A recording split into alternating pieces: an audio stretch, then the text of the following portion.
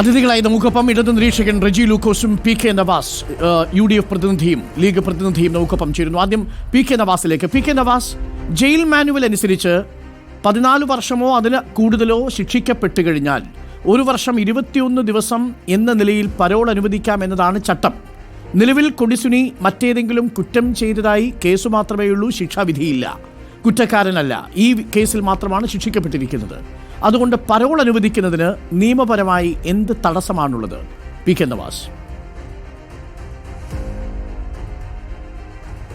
ആദ്യം ശ്രീ അരുൺകുമാർ, TP വധക്കേസിലെ പ്രതികളുമായി ബന്ധപ്പെട്ട വാർത്തകൾ കേരളം തുടർച്ചയായി ചർച്ച ചെയ്തുകൊണ്ടിരിക്കുന്നുണ്ട്.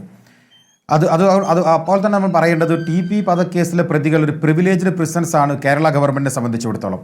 അതിന് കാരണവും നമുക്കറിയാം. കേരളത്തിലെ CPMൻ്റെ പ്രധാനപ്പെട്ട നേതാക്കന്മാർക്ക് പങ്കുണ്ട് എന്ന് പ്രതിപക്ഷം നിരന്തരമായി ഞങ്ങൾ ആവർത്തിച്ചു പറഞ്ഞിരിക്കുന്ന ഒരു കേസിലെ പ്രതിയാണ്. നമുക്കറിയാം 75-ാം വാർഷികം, പിന്നെ രാജ്യത്തിൻ്റെ 75-ാം സ്വാതന്ത്ര്യ ദിനത്തിൻ്റെ സമയത്ത് 56 പേരുടെ ലിസ്റ്റ് പുറത്തു വന്നു.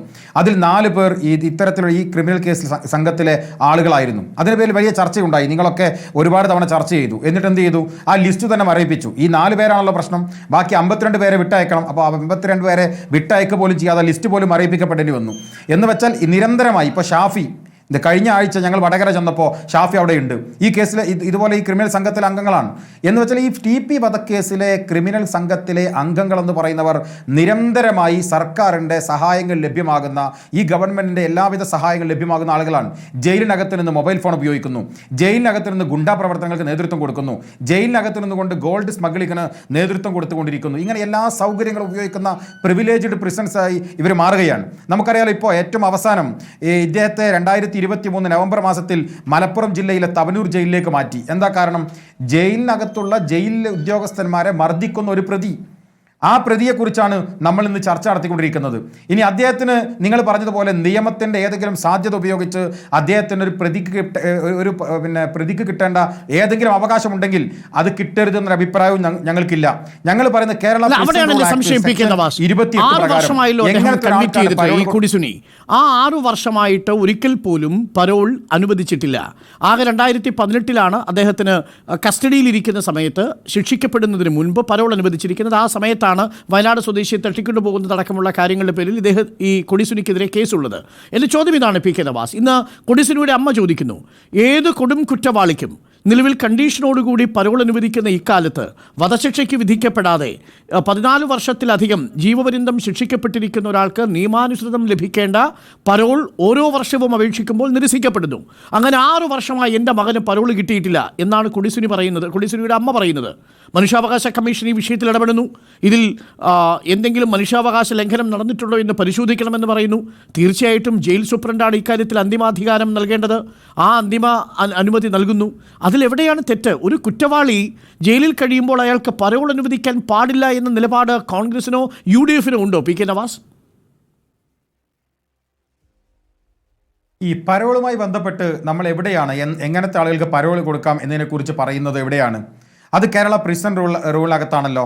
അതിലെ സെക്ഷൻ 78 ഉണ്ട്. 78-ൽ എന്താ പറയുന്നത്? വെൽ ബിഹേവ്ഡ് ആയിരിക്കണം അങ്ങനത്തെ ആളുകൾ. ആണോ അരുൺകുമാർ? ഇയാൾ വെൽ ബിഹേവ്ഡ് ആണോ? ഇയാളുടെ ചാർട്ട്, ഇയാളുടെ മുൻകാല അനുഭവങ്ങൾ നമ്മുടെ മുമ്പിലുണ്ടല്ലോ. അങ്ങനെ അല്ല.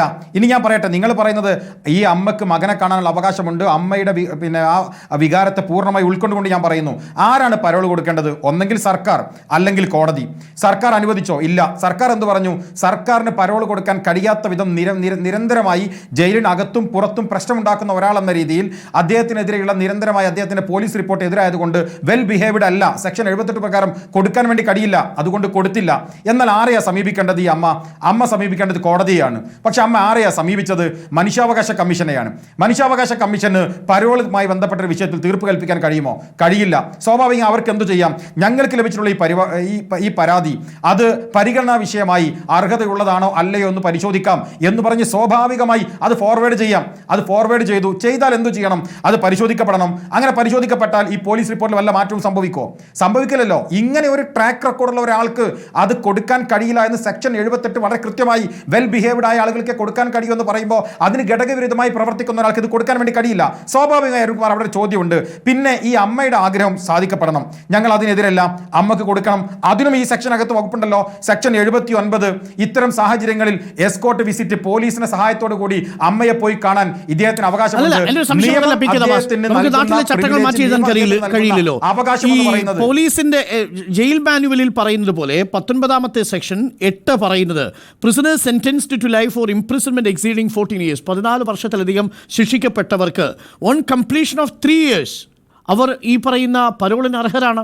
അവിടെ കണ്ടീഷനായിട്ട് അവർക്കെതിരെ മറ്റേതെങ്കിലും കേസുകൾ ഉണ്ടെങ്കിൽ പോലും അവർക്ക് പരോൾ അനുവദിക്കാം, ശിക്ഷിക്കപ്പെടാത്ത സാഹചര്യത്തിൽ. കേസുകളുണ്ട് എന്നത് വസ്തുതയാണ്. പക്ഷേ ജയിലധികൃതർക്ക് അക്കാര്യത്തിൽ അന്തിമ തീരുമാനമെടുക്കാം. ഏതെങ്കിലും തരത്തിൽ 6 വർഷത്തിലധികം ഒരു കുറ്റവാളിക്ക് പരോൾ നൽകുന്നില്ലെങ്കിൽ മനുഷ്യാവകാശ കമ്മീഷൻ ഇടപെടുന്ന സാഹചര്യത്തിൽ ജയിലധികൃതർക്ക് മറുപടി നൽകേണ്ടി വരും. എന്തു മറുപടി അവർ നൽകുക? നിലവിൽ താങ്കൾ പറഞ്ഞതുപോലെ ഈ എമർജൻസി പരോളിൻ്റെ കണ്ടീഷനാണ് താങ്കൾ പറഞ്ഞത്, റെഗുലർ പരോളിൻ്റെ കണ്ടീഷൻ അല്ല. റെഗുലർ പരോളിൻ്റെ കണ്ടീഷൻ പറയേണ്ടത് ജയിലധികൃതരാണ്. ആ ജയിലധികൃതർ ഈ തവനൂർ ജയിലിലേക്ക് വന്നതിനു ശേഷം ഏതെങ്കിലും തരത്തിലുള്ള കുറ്റകൃത്യങ്ങളിൽ ഏർപ്പെട്ടതായി തവനൂർ ജയിലിലെ സൂപ്രണ്ടിന് അറിയാൻ കഴിഞ്ഞിട്ടില്ല. ജയിലുപദേശക സമിതിയും അത് കണക്കിലെടുത്താണ് കൊടുത്തിരിക്കുന്നതെന്നാണ് പി ജയരാജൻ്റെ Facebook post. P K Navas. അല്ല, പി ജയരാജനല്ലോ ഇതുമായി ബന്ധപ്പെട്ട് പറയേണ്ടത്. ഞാൻ പറയുന്നത് ഉദ്യോഗസ്ഥന്മാരെ പോലും മർദ്ദിക്കുന്ന രൂപത്തിലേക്ക് കാണിച്ച അല്ല, ഞാൻ പറയാം, അതാണ് ഇതിൽ ഏറ്റവും രസകരമായ തമാശ എന്ന് പറയുന്നത്. ജയിൽ ഉപദേശക സമിതി അംഗമാകേണ്ടത് ജയരാജൻ തന്നെയാണ്. അത് കേരളത്തിൽ ജയിലിൽ ഏറ്റവും കൂടുതൽ പരിഗണന ലഭിക്കപ്പെടേണ്ട ആളുകൾ ജയിലിനകത്തുണ്ട്, അവരൊക്കെ CPM-കാരാണ്. അപ്പോൾ ഈ ഉപദേശ സമിതിയിൽ ജയരാജൻ വരണം, അതവിടെ നിൽക്കട്ടെ, അത് മറ്റൊരു വിഷയമാണ്. ഞാൻ പറയുന്നത്, നിങ്ങളിപ്പോൾ പറയുന്നത് ഇദ്ദേഹത്തിൻ്റെ അമ്മയുടെ വൈകാരികതയെക്കുറിച്ചാണ്, അമ്മക്ക് മകനെ കാണാനുള്ള വൈകാരികതയെക്കുറിച്ചാണ്. എന്താ നമ്മൾ ചർച്ച മറ്റൊരു വൈകാരികതയും നിലനിൽക്കില്ല. മനുഷ്യാവകാശ കമ്മീഷനെ ശ്രീ അരുൺകുമാർ, ഈ ചട്ടത്തിൽ മനുഷ്യാവകാശ കമ്മീഷനെ സമീപിക്കപ്പെടുമ്പോൾ ഈ അമ്മ പറയുന്നത് എന്താണ്? എനിക്ക് എൻ്റെ മകനെ കാണണം എന്നതാണല്ലോ. ആ മകനെ കാണാൻ രാജ്യത്ത് നിർമ്മിക്കപ്പെട്ടുള്ള നിയമത്തിൻ്റെ അടിസ്ഥാനത്തിൽ ഇദ്ദേഹം വെൽ ബിഹേവിയർഡ് അല്ല എന്ന് കൃത്യമായ ബോധ്യം നമുക്കുണ്ട്. ഇനി എമർജൻസി ആണോ അല്ലയോ എന്നുള്ളതല്ല, ഇദ്ദേഹത്തിൻ്റെ ആവശ്യം എന്ന് പറയുന്ന അമ്മയെ കാണലാണെങ്കിൽ ഇനി ഏറ്റവും ചുരുങ്ങിയത് ഞാൻ നിങ്ങൾ പറയുന്ന എല്ലാ വാദങ്ങളും അംഗീകരിച്ചാലും ഈ ഒരു പ്രതി കൊടുക്കാവുന്ന ഏറ്റവും കൂടുതൽ കൊടുക്കാവുന്ന സമയം എത്രയാണ്? 30 ദിവസം. ആ ദിവസം പൂർണ്ണമായി ഇദ്ദേഹത്തിന് കൊടുക്കുകയാണ്. ഇതൊരു പ്രിവിലേജ് ആയിട്ട് ശ്രീ അരുൺകുമാറിന് തോന്നുന്നില്ല എന്ന് പറയുന്നത് എന്നെ അത്ഭുതപ്പെടുത്തുന്നുണ്ട്. ജീവപര്യന്തം ശിക്ഷയ്ക്ക് വിധിക്കപ്പെട്ടവർ അർഹരാണെന്നിരിക്കെ 6 വർഷമായി ഒരു ദിവസം പോലും പരോൾ കിട്ടാത്തയാൾക്ക് കണക്കുപ്രകാരം ചട്ടപ്രകാരം കിട്ടേണ്ടത് 120 ദിവസത്തെ പരോളാണ്. ശ്രീ അരുൺകുമാർ, 6 വർഷമായി ഇത് കിട്ടാതിന്റെ കുറ്റക്കാരാരാണ്? ജയിൽ വകുപ്പാണോ? അവിടുത്തെ പോലീസുകാരാണോ? ഞാനോ നിങ്ങളോ ആണോ? ഇദ്ദേഹത്തിൻ്റെ ജയിലിനകത്തുള്ള പെരുമാറ്റങ്ങളല്ലേ, അതുകൊണ്ടല്ലേ വിയ്യൂരിൽ നിന്ന് അദ്ദേഹത്തെ ഈ പറയുന്ന തവനൂരിലേക്ക് മാറ്റേണ്ടി വന്നത്. അദ്ദേഹത്തിൻ്റെ ചെയ്തികളാണ് അദ്ദേഹത്തെ അങ്ങനെ അദ്ദേഹത്തെ അവിടെ എത്തിയത് നല്ല നടപ്പിനൊന്നും അല്ലല്ലോ. ഒരു മനുഷ്യനെ വെട്ടി നുറുക്കി കൊന്നതിൻ്റെ പേരിലല്ലേ അകത്ത് പോയി കിടക്കുന്നത്. അങ്ങനെ ഗുഡ് സർട്ടിഫിക്കറ്റ് കൊടുത്തുകൊണ്ട് പുറത്തേക്ക് വരാവുന്ന ഒരു പ്രവൃത്തിയാണോ അദ്ദേഹം ചെയ്തത്? ഇനി ജയിലിനകത്ത് എന്നാൽ പി ജയരാജൻ്റെ വാചകം കടമെടുത്ത് പറഞ്ഞാൽ ജയിൽ എന്ന് പറയുന്നത് ഒരു നന്നാവുന്നതിൻ്റെ കേന്ദ്രമാണ് എന്നാണല്ലോ അദ്ദേഹം പറഞ്ഞത്. അങ്ങനെയാണോ ഈ പറയുന്ന കൊടിസുനിയുടെ കാര്യത്തിൽ നമ്മുടെ മുൻപിലുള്ള അനുഭവം? ജയിലിനകത്തിരുന്നുകൊണ്ട് പുറത്ത് ഗുണ്ടാപ്പണി എടുത്തില്ലേ? ജയിലിനകത്തിരുന്നു കൊണ്ട് സ്വർണ്ണ പൊട്ടിക്കൽ പണിയെടുത്തില്ലേ? ഫോൺ വിളിച്ചുകൊണ്ട് ഭീഷണിപ്പെടുന്ന റെക്കോർഡിംഗ് ഉൾപ്പെടെ പുറത്തു വന്നില്ലേ? ഇത്ര ജയിലിനകത്ത് പോലും സുഗരോപതിയോട് കൂടി പുറത്തു നിൽക്കുന്ന ജയിലിന് പുറത്തുള്ള ആളുകൾക്ക് സ്വസ്ഥമായി ജീവിക്കാൻ കഴിയാത്ത വിധം ജയിലിനകത്തുള്ള ഒരു പ്രതി നിരന്തരമായി ഇടപെടുന്നത് മലയാളി അത്ഭുതത്തോടെ നോക്കി നിന്നില്ലേ? ഇനി അദ്ദേഹത്തിന് ഏതെങ്കിലും തരത്തിൽ പരോള് കൊടുത്തില്ല എന്ന് പറയുന്നത് വലിയ മനുഷ്യാവകാശ ലംഘനമാണ് എന്ന് വ്യക്തിപരമായി എനിക്ക് തോന്നുന്നില്ല. അരുൺകുമാറിനോ മറ്റാർക്കെങ്കിലും അങ്ങനെ തോന്നുന്നുവെന്ന് എന്തുകൊണ്ടാണ് എനിക്ക് മനസ്സിലായില്ല. ആ ചട്ടമുണ്ടെങ്കിൽ ആ ചട്ടം പാലിക്കേണ്ടതല്ലേ ശ്രീ പി കെ നവാസ്? അല്ല,